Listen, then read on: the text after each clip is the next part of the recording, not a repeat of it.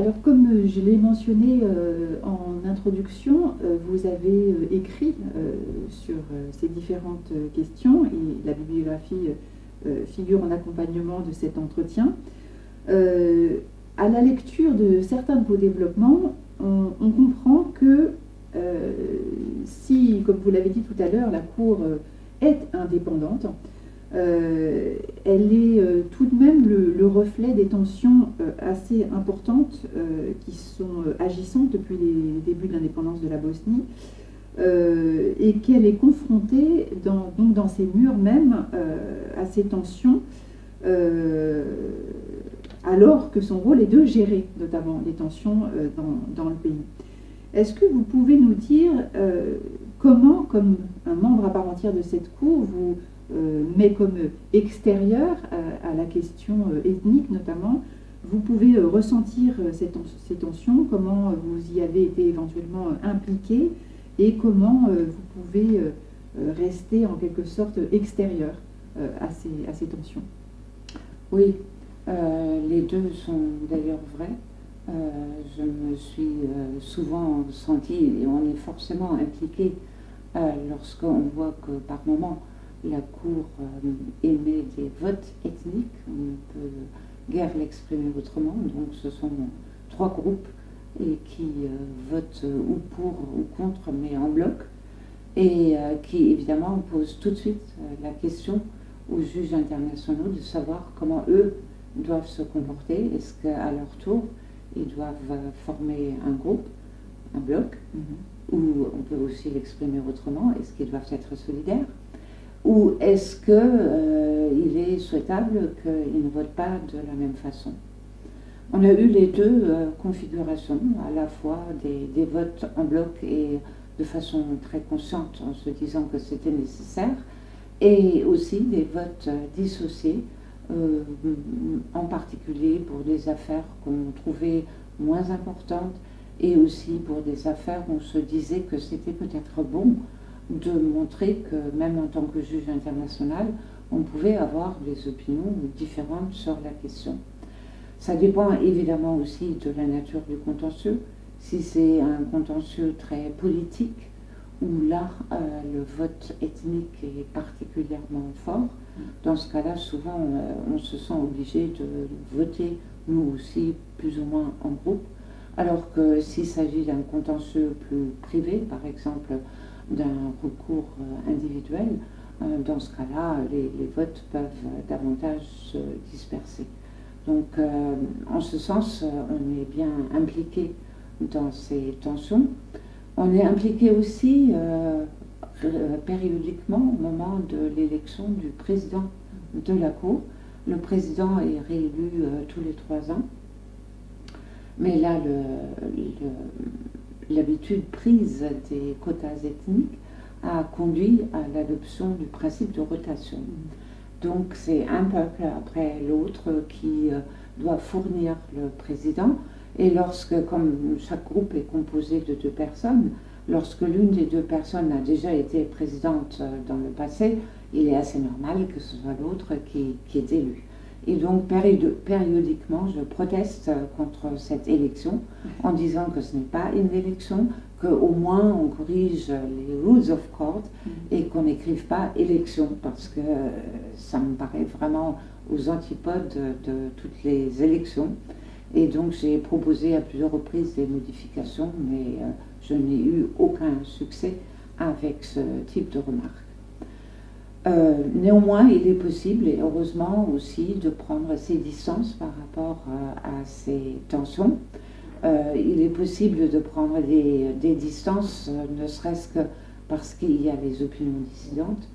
Et si c'est une affaire très importante et on pense que c'est très néfaste de voter uniquement de façon ethnique, ou si on est opposé à la solution à laquelle s'est ralliée la majorité, on a toujours la possibilité d'écrire une opinion dissidente, et c'est donc moins gênant de se trouver dans la minorité. Et on peut aussi prendre ses distances par le fait qu'il est assez difficile d'entrer en contact direct avec les juges locaux parce qu'ils ne parlent pratiquement pas anglais. Et donc le contact se fait surtout par l'intermédiaire des traducteurs et des interprètes qui sont là. Et donc on peut avoir quelques conversations badines, mais on ne peut pas avoir de véritables discussions juridiques. Et à partir de ce moment-là, ça facilite aussi la distance par rapport à ces tensions. Oui, c'est tout à fait étonnant hein, d'entendre ça, que des juges, membres d'une même formation de jugement, finalement ne peuvent pas véritablement communiquer directement entre eux, alors qu'ils sont à prendre une décision collégiale. Ça ne doit pas être une configuration si commune, finalement, dans les cours. Alors peut-être pour qu'on comprenne bien la mesure de vos propos, je pense qu'il ne serait pas inutile qu'on revienne sur le fond. J'ai évoqué les tensions au regard de questions ethniques, mais tout cela vient de ce que il y a un principe qui a été amené à forger la Cour, qui est le principe d'égalité entre les peuples constituants, dont les limites apparemment sont très vite justement apparues. Alors, est-ce que vous pouvez nous expliquer un peu de quoi il s'agit? Oui. Alors, pour expliquer l'égalité des peuples constituants, il faut d'abord s'interroger une seconde sur la notion même de peuple constituant. Ce terme est utilisé dans le préambule de la Constitution et juste avant la formule introductive du texte de la Constitution. Et il est spécifié dans ce paragraphe que les Serbes, les Croates et les Bosniaques sont les peuples constituants qui forment avec les autres, et je trouve que c'est assez scabreux d'avoir utilisé le terme les autres parce que c'est quand même assez péjoratif, forment donc avec les autres, les citoyens de Bosnie-Herzégovine. Et c'est donc de cette notion de peuple constituant que dérivent les quotas ethniques, puisque c'est une solution finalement de partage du pouvoir, ce qui fait référence à l'idée de démocratie consociative ou consensuelle selon les vocabulaires. Et c'est intéressant en ce sens que cela permet d'éviter le statut de minorité et d'intégrer les composantes principales de la population dans l'exercice du pouvoir.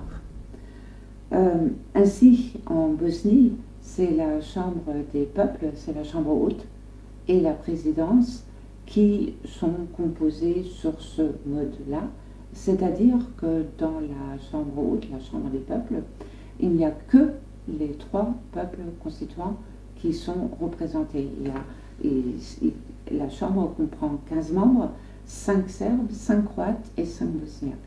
Et pareil pour la présidence, mais là c'est une présidence tripartite, donc là c'est 1 + 1 + 1. Et ce sont donc ces 2 institutions centrales qui sont exclusivement composées de des peuples constituants, alors que la Chambre des représentants, c'est la Chambre basse, est élue au suffrage direct, et là sans quota ethnique.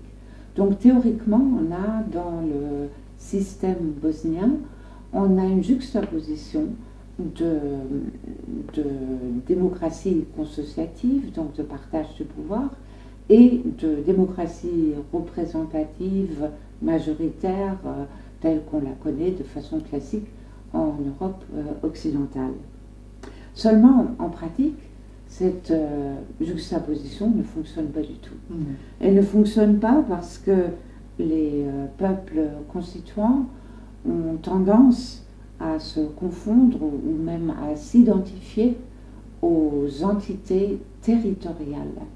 Aux entités territoriales, donc la fédération d'un côté, la fédération croato-bosniaque et la Republika Srpska de l'autre.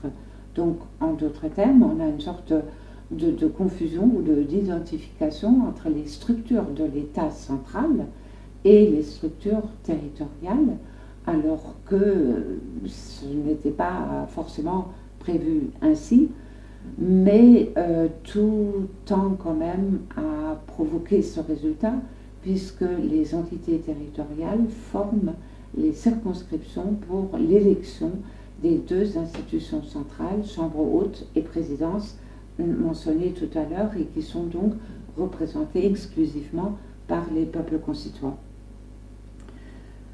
Le fait qu'aujourd'hui, d'ailleurs, ces entités territoriales représentent, pas représentent, mais comportent un pourcentage très écrasant la Republika Srpska des Serbes et la Fédération des Bosniaques et des Croates, tend également à renforcer cette identification entre les structures territoriales et les structures de l'État, et évidemment évoque le nettoyage ethnique. Il n'est guère douteux que cette opération a très bien réussi. Pour ne pas la pousser jusqu'au bout, la Cour constitutionnelle a institué justement ce principe d'égalité des peuples constituants dans les deux entités. C'est surtout cela qu'il faut souligner. C'est que ce n'est pas une égalité dans chacune des entités, mais c'est au sein de chacune des deux entités qu'il y a égalité. Donc il faut empêcher qu'il y ait une discrimination entre peuples constituants au sein des deux entités, et c'est là l'une des raisons d'être de ce principe d'égalité qui a été forgé par la Cour constitutionnelle dans un arrêt de principe très célèbre adopté en 2000, et qui permet donc d'affirmer qu'aucune des deux entités ne peut prétendre représenter un seul ou seulement deux peuples constituants. Et ça a été un principe très important, indispensable, pour assurer aussi le retour des réfugiés, parce que beaucoup de réfugiés étaient par exemple des Bosniaques, mais qui avaient habité précédemment Republika Srpska. Et donc pour leur permettre le retour en Republika Srpska, il fallait absolument qu'il y ait une égalité des peuples constituants dans les deux entités. Donc en ce sens, l'adoption de ce principe était certainement nécessaire, mais l'adoption de ce principe avait en même temps soulevé des problèmes, soulevé notamment le problème que les peuples constituants rassemblent les composantes les plus importantes du pays, de la population, mais pas l'intégralité. Il existe à côté des peuples constituants les fameux autres, et les fameux autres, ce sont donc des minorités cette fois-ci, et qui comprennent à peu près 10% de la population, c'est-à-dire les juifs, les roms, et tous ceux qui sont issus de mariages mixtes et qui ne veulent pas se déclarer comme appartenant à l'un des peuples constituants. Parce que là encore, il n'existe pas d'attribution d'office, par exemple par l'État, qui déciderait que telle personne est serbe ou croate, mais c'est une autoproclamation, chacun choisit librement de se déclarer croate, serbe ou bosniaque, ou alors de dire non, je suis autre, je ne suis ni serbe ou je suis tout à la fois, donc je ne suis aucun des trois. Et donc ces personnes autres, comportant à peu près 10% de la population, ne sont pas représentées dans certaines institutions centrales, la Chambre haute et la présidence, et par conséquent n'ont pas le droit de se présenter comme candidats aux élections à ces institutions-là. Et donc ça a posé de plus en plus de problèmes au fur et à mesure du temps.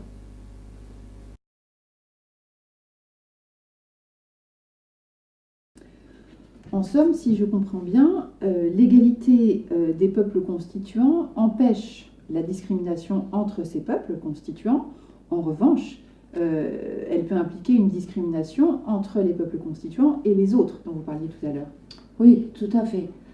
Et c'est d'ailleurs la raison pour laquelle la Cour, elle avait tout à fait conscience de ce problème-là lorsqu'elle a rendu son fameux arrêt de principe. Et c'est la raison pour laquelle elle a estimé que cette égalité des peuples constituants devait rester un principe circonscrit aux hypothèses énoncées explicitement par la Constitution et ne devait pas constituer, par exemple, un modèle qui pouvait être transposé à l'échelon des entités. Seulement, cette affirmation qui a été faite de manière assez solennelle en 2000, elle s'est avérée peu réaliste parce que d'un côté, il y a eu les entités qui ont introduit de plus en plus de requêtes devant la Cour parce qu'elles ont considéré qu'elles ont fait l'objet justement d'une discrimination, qu'il y a eu une inégalité entre les peuples constituants. D'autre part, la Cour elle-même a plus ou moins succombé à l'attractivité de ce principe. D'ailleurs, l'institution des quotas ethniques au sein même de la Cour le montre. Et enfin, il existe aussi en Bosnie l'institution du veto ethnique, et en particulier justement à la Chambre des peuples et au sein de la présidence. Et donc là, un peuple peut s'élever émettre un veto contre un texte ou une décision en prétendant ou en affirmant qu'un intérêt vital de ce peuple a été atteint. Intérêt vital qui d'ailleurs n'est pas défini par la Constitution, ce qui incite évidemment les peuples à abuser de ce pouvoir de veto, et ce qui là encore met la Cour devant la situation où elle a énormément de requêtes qui traitent de ce genre de problématiques. Donc même si elle avait voulu essayer de limiter l'application du principe, elle était quand même plus ou moins amenée à statuer sur ces questions, si bien que finalement les quotas ethniques sont devenus, ne sont pas restés une exception, mais sont véritablement devenus un principe. Et donc la juxtaposition entre des éléments de démocratie consociative et des éléments de démocratie représentative, cette juxtaposition, elle n'existe plus guère, c'est surtout le mécanisme des peuples constituants et donc des quotas ethniques qui fonctionnent. Alors, je crois qu'on entend bien ce que vous dites. Alors, je voudrais revenir de nouveau sur la question des discriminations à l'égard des minorités, donc qui ne font pas partie des peuples constituants, qui ne peuvent pas être considérés comme des peuples constituants. Je crois que vous avez rédigé une opinion dissidente assez importante sur cette question. Est-ce que vous pouvez nous en parler? Je ne sais pas si elle est importante, mais elle a eu... En tout cas, elle est citée. Elle est citée et elle a eu son écho parce que finalement, la Cour européenne des droits de l'homme a statué de la même façon. Et donc, c'est peut-être un coup de chance. L'affaire dont il s'agit, c'est la fameuse affaire Finci. Finci, c'est c'est le leader de la communauté juive en Bosnie-Herzégovine et qui voulait se présenter pour les élections présidentielles. Et la commission électorale a refusé sa candidature puisque justement il ne fait pas partie des peuples constituants et donc il n'avait pas le droit de se présenter. Et si bien que Finci a d'abord introduit une requête devant la... Non, c'est pas Finci parce que ce n'est pas par un recours direct que l'affaire est arrivée devant la Cour constitutionnelle, mais par un membre de la présidence, qui a pris fait et cause pour Finci. Et c'est donc un recours en contrôle abstrait des normes qui a été introduit devant la Cour constitutionnelle et assez extraordinaire parce que d'abord, contre les dispositions constitutionnelles qui régissent les élections présidentielles et les élections à la Chambre des peuples, et ensuite, plus tard, contre les dispositions législatives, et qui sont d'ailleurs presque formulées de la même façon sur cette même question. La Cour constitutionnelle s'est déclarée incompétente dans les deux cas. La première fois surtout en disant qu'elle ne pouvait pas se prononcer sur la constitutionnalité d'une norme constitutionnelle parce qu'elle aussi n'a été instituée que par la Constitution et donc ça paraissait assez difficile, mais elle a maintenu la même position vis-à-vis des dispositions législatives et c'est sur cette requête-là que j'ai rédigé une opinion dissidente en estimant que le privilège qui avait été accordé au peuple constituant se justifiait tout à fait pour instaurer la paix, donc pour faire cesser les armes, mais qu'aujourd'hui, à mon avis, ça ne se justifiait plus, et que du moins plus sous cette forme, c'est-à-dire sous cette forme où les structures territoriales sont étroitement liées aux structures de l'État, parce qu'on peut très bien s'imaginer un mécanisme de partage du pouvoir, mais sans exclure d'abord les autres, et ensuite sans relier ces mécanismes de partage du pouvoir aux structures territoriales. Donc je pensais qu'aujourd'hui, ça ne se justifie plus, et je pensais aussi que l'argument que les élections présidentielles et de la Chambre des peuples soient inscrites dans la Constitution n'était pas forcément un argument dirimant, parce qu'il me semble qu'il faut lire la Constitution comme un tout. Or, la Constitution comporte d'autres dispositions, notamment l'article 2, qui énonce tous les droits fondamentaux et qui proclame également que la Convention européenne des droits de l'homme a priorité sur toute autre loi, donc droit ou loi, comme on veut. Là encore, c'est l'ambiguïté de l'anglais qui rend les choses difficiles. En tout cas, il est clair que la Convention européenne des droits de l'homme a une position tout à fait privilégiée. Et l'article 10 renvoie d'ailleurs à l'article 2 en disposant que aucune des libertés et des droits énoncés à l'article 2 ne saurait être supprimée. Et donc c'est une disposition d'intangibilité, comme on la connaît aussi dans d'autres constitutions. Et si bien qu'on a vraiment l'impression, à lire ces deux dispositions de la Constitution, que c'est ça le noyau constitutionnel. Ce ne sont pas les dispositions sur les élections présidentielles ou à la Chambre des peuples, mais c'est bien l'article 2 et 10 qui forment le noyau de la Constitution et qui donc, en cas de conflit, doivent prévaloir. C'est ce que j'ai fait valoir dans cette opinion dissidente. Mais je l'ai déjà dit, la Cour constitutionnelle, la majorité, n'a pas accepté de suivre cette position et donc les requérants sont allés à Strasbourg et ont introduit une requête devant la Cour européenne des droits de l'homme qui, en 2009, a donné raison aux requérants et a estimé qu'il s'agissait en effet d'une discrimination et a appliqué le protocole 12 qui a été d'ailleurs ratifié par la Bosnie-Herzégovine.